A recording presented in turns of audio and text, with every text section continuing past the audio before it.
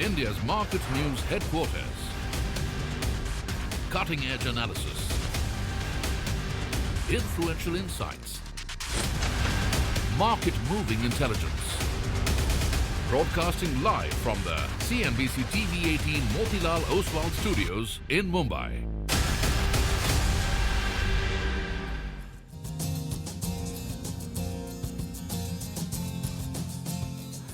Good morning. You're with us here on a fresh new edition of Bazaar Morning Call. It's a Wednesday morning. It's a hot, humid morning here in Mumbai. What can I say? It's been like that for at least a few weeks now. We're coming to you from the CNBC TV 18 Motilal Oswal studios. Markets also, looking a little, what can I say? a little slippery, right? Not sure about the direction. At least maybe sort of building in some caution as we head 8 days out into those June 4th election results. I'm Prashant. With me, my colleague Sonia and Nigel. Guys, good morning. Hi, good morning. I think everyone's waiting for the monsoons now, right? IMD is predicting from the 31st, so won't have to wait too long. But I think in the market as well, some stability has returned, so which is a great thing for the bulls. Let's see how it goes from here. Well, that's right. And Prashant, I think you were doing the countdown, right? What, 8 sessions ago? I think 8. I heard you say 9 yesterday, so I guess it's 8 to go, and then we get direction from there on. Absolutely. And 4th of June is when you get the results. 1st June, you'll get opinion polls, but that's exit polls. That's only Saturday evening. And the exit polls sometimes, if they're really one way, Monday is going to be pretty big. And then, of course, but the real reaction is only going to come on the 4th. Let's just quickly rewind the clock back and tell you what you need to know as we begin another session. So markets in a bit of a wait-and-watch mode ahead of the election result. Now, the direction is up, and we said this yesterday as well. The market kind of, at least according to me, unexpectedly was very, very weak. Then we had a 150-odd point pullback from the day's lowest point. It was up and about, and then there was a sell-off towards the end. So waxing and waning, but not really going anywhere in a very forceful kind of a way. I'll come back to levels, etc. Overnight, we've had a decent session once again. So the S&P is up 0.25%. The Nasdaq is up about 0.25% as well. You have other markets, the rates and the dollar market both ended absolutely flattish. So the 10-year yield has been, has been basically up and down 4 to 5 basis points. Last night, it lost about 3 basis points, but we're still very much around that 4.5% levels. Dollar index at about 104.64 is where that left off. Oil prices came off about 1.5%, and they're now back around the $82.50 per barrel mark. So again, not very much on rates, dollar or oil, all kind of holding, not selling off, not moving up in any substantial way. Now, 2 comments from Fed officials last night. This is, of course, Fed Governor Waller, who came in and said that he thinks they would need to see, and I quote, several more months of good inflation data before cutting. But he also kind of said that he's very hopeful about the April CPI number. And in that sense, while this may seem hawkish, the market did not take it like that. And, it was pretty ambivalent. You also had another gentleman, Fed's Bostic, who came out and said that, the Fed perhaps should wait till it is sure that it's unambiguous that inflation is going to get to 2%. So again, in the similar kind of line that what Waller said, and these are 2 comments coming in. Now, because, of course, the market here in India has been very much focused on the local stuff, which is, of course, the election results, the global cycle, especially on the interest rate side, has taken a bit of a backseat. But, I think post-June, that will very much come back into play once again in terms of when is the first cut and what that could mean for liquidity in markets. In terms of the big event this week, it's NVIDIA results. It's, of course, it's outsized the gains for NVIDIA, and that's why it's become in a way, larger than life. It is larger than life. It's a couple of $1 trillion in market capitalizations now. So the numbers perhaps a bellwether for that entire sector, for everything AI and AI adjacent. Just to sort of circle back and tie in the levels here, the Nifty, as I said, is broken out. It kind of got past the 61.8, and the line of sight to a new high is very much there. But as yesterday's session showed, perhaps it's being a little cautious, building a little bit of caution, abundant caution, till you actually get those results. So, to traverse from here to the all-time high, you look at one more level, which is 22,586. So there is 38.50, 61.8, and then 78.6 retracement. And that level comes in at 22,586. Guess what? Yesterday's high was almost exactly at that 78.6% retracement. So, a minor kind of level to take out before we get to all-time highs. The all-time high is about, of course, 22,800 or so. I'm not saying it happens immediately, but the line of sight is there. Now, on the way down, the Nifty supports are coming in at the 20-day moving average, which is 22,400, and the 40-day exponential, which comes in at about 22,300. Bank Nifty is facing resistance. It's lagging. I mean, the Nifty Bank, of course, was much weaker than other indices yesterday and the day before as well. The resistance there is the 50% retracement, which is 48,479, and the 61.8, which is 48,832. And the Nifty Bank should not break the recent lows if it's got to go anywhere on the upside. The GIFT Nifty will come up on your screens. It's not very much changed, dramatically changed as compared to where we were same time and when we were reading out the cues. The GIFT Nifty is once again indicating a 30-odd point higher start. Sonia. So, the one thing that I've noticed in the last couple of days is that some sort of stability has returned back to the market, right? After all that volatility in the last 15, 20 days, the last week or so has provided some stability, which I think the bulls will like. So for now, things are stable. In fact, the Nifty has been very resilient around the 22,500 mark. Now, if you map the last 1 week, right, from the lows of 21,950 that we hit on the 9th of May, the Nifty is now up almost 600 points. So we've put in some amount of work on the upside and the dips have definitely gotten bought.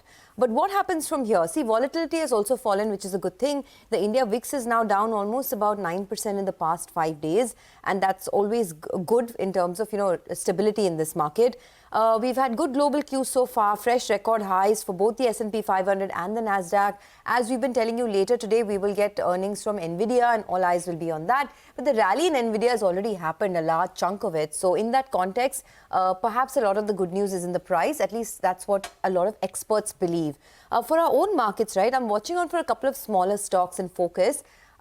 This whole, water management, waste management industry is picking up quite a bit. Viatech Wabag is one company that is in focus in the water business. So you have a guidance that has come out from that company where they're talking about a 15 to 20% compounded growth rate over the next 3 to 5 years. So definitely that will be one stock in focus today and over the next couple of days perhaps. Apollo Tyres, we all know that there is this big deal coming where Warburg Pincus is looking to sell its stake in Apollo Tyres. That's what sources are telling CNBC TV 18. So that's another stock in focus. BHEL, the earnings actually missed street estimates. So keep an eye out on some of these names. And Metropolis, I'm watching that. Amira Shah, the MD of the company, has decided to step down from her position as MD. And now she'll move to becoming executive chairperson. That may not go down too well because she's been at the helm for so long. So maybe some trepidation over there is what we can expect. So a lot of small stocks in focus today. But otherwise for the market, the going has been good, slow and steady. We've been climbing. Let's see if we can build on more gains. Well, in Nvidia's numbers that you spoke about, Sonia, that's going to be the big, talking point later in the day because the stock is up 90% in this year. In the last 1 year, it's up 205%. So that's about the US markets. Let's talk about the Indian markets, though, and what the FIs did in yesterday's trading session. A bit of a rarity of sorts because they added more long positions in comparison to short positions. In fact, the longs added were close to 20,000 contracts and they covered more than 10,000 short contracts, which brings down the short percentage to around 68%. And in absolute terms, the short positioning, which was at around 2.5 lakh contracts, that's come down to around 2.1 lakh contracts. So on a like-to-like basis, if you're comparing it with the old lot size, then this 2.1 lakh contracts will be a little lower than the 100,000 net short contracts on the FIs. So they're net short, but it's come down a little bit from the recent top. What about the options data? Two strikes are quite active, 22,600 call, 22,400 put. Both of them come up for you on the screen. And you just plug in the premiums. This contract, remember, expires tomorrow. And you get a broad 300, 350 point range. 22,325 on the downside, 22,650 on the upside. That's the range you're looking at. And reference points on the downside are closer to around 22,300 because of the 20 as well as the 50 DMA out there. For me, the big mover today is going to be the Nifty Bank, if it chooses to move, that is. Yesterday, it was an underperformer. So that's a point to note. And it ended in the middle of the 50 as well as the 20 DMA. My guess is that in today's trading session, at some point of time, it'll take out either of those levels and then it'll give you further direction. It plays out the weekly expiry as well. So the Nifty Bank holds the key with regard to today's trading session. Since it's a stock-specific market, I'm looking at two stocks. One is Hitachi Energy. I recall I went in September 2023 and interviewed the management, and they were guiding that the outlook is good. But in the near term, things weren't looking very, very good. Now, in the last 1 month, the stock has already seen a 30% rally. But in the last few sessions, from May 15th, I think so, the stock has come off close to around 10-12% odd. But these numbers were very good on the margin front. The margins are the highest you saw since Q1 FY20. So that's an important point to note. And they've already clocked the double-digit margin, which earlier they were guiding that at the end of FY25 will come about. So they have, achieved that ahead of targets, which is good news. That's one stock. The other one I'll be looking at is Laurus Laboratories. The stock, the numbers were a little bit disappointing. They're promising for better times in FY25. And the street seems to be buying into that because it's crossed the 20 DMA, which was a crucial mark, at around 440 rupees approximately. So technically, well, that stock has taken out couple of those levels. It ended higher yesterday. And also the volumes, they were quite high, with the delivery volumes higher than averages. So Laurus Laboratories, it seems the street is sensing something. So I'll keep an eye out on both these two stocks, Hitachi Energy as well as Laurus Labs. Guys. All right. Thanks, Nigel, for that. So a couple of stocks on our radar this morning. But let's get you some opinion as well. First up on the equities front, you have Venugopal Gare of Bernstein, who expects a short-term rally either leading into the elections or this week after results, potentially breaching their 23,000 Nifty target and then a profit booking as the reality of execution and valuations emerge. According to him, sectors that will lead are infra, manufacturing, domestic cyclicals, some financials, and state-owned enterprises in general. Consumer and IT will lag. Small and mid-caps may do better than large caps for a few days. Okay, so money market views now. So you basically have, Pankaj Chitlangia of First Basis, who says that yield differential is in favor of a slightly stronger US dollar. Technically, it is showing an inclination for the rupee to stay below 83.45 and drift towards 83.2 to the dollar area in the next 3 to 5 sessions. Risk of the view is if tonight's FOMC minutes lean more on holding onto higher rates for a longer time. That would strengthen the chances for the rupee to rise towards the 83.58 to the dollar levels.